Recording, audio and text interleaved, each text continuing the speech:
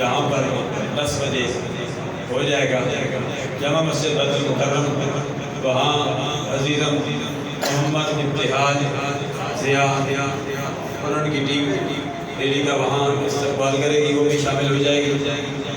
ابھی ریلی کے آغاز سے قبل ہی ہم دعا کرتے ہیں، دعا کے لیے پیر سید اجاز سے چاہتے ہیں۔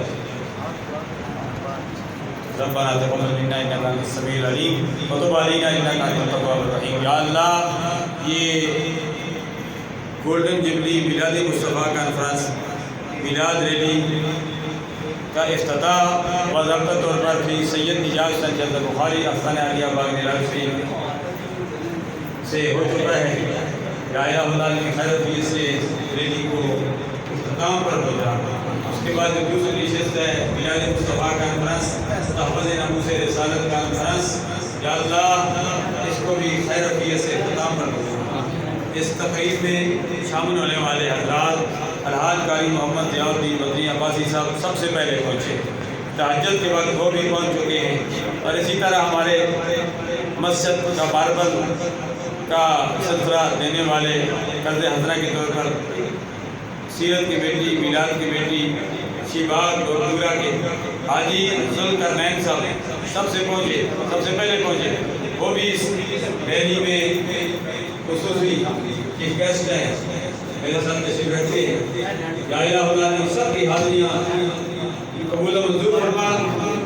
اللہ آوانہ بعد تمام مہمان حضرات کا شکریہ ادا کرتے ہوئے اس روزی کا آغاز ہو چکا ہے، اور نعرہ تکبیر، نعرہ رسالت، جشن عید میلاد نبی کی گونج میں یہ ریلی آگے رواں ہوتی ہے۔ نعرہ تکبیر، نعرہ رسالت، نعرہ تحقیق، جشن عید میلاد النبی، زندہ باد زندہ باد۔ احترام کی سید اجاز صاحب بخاری۔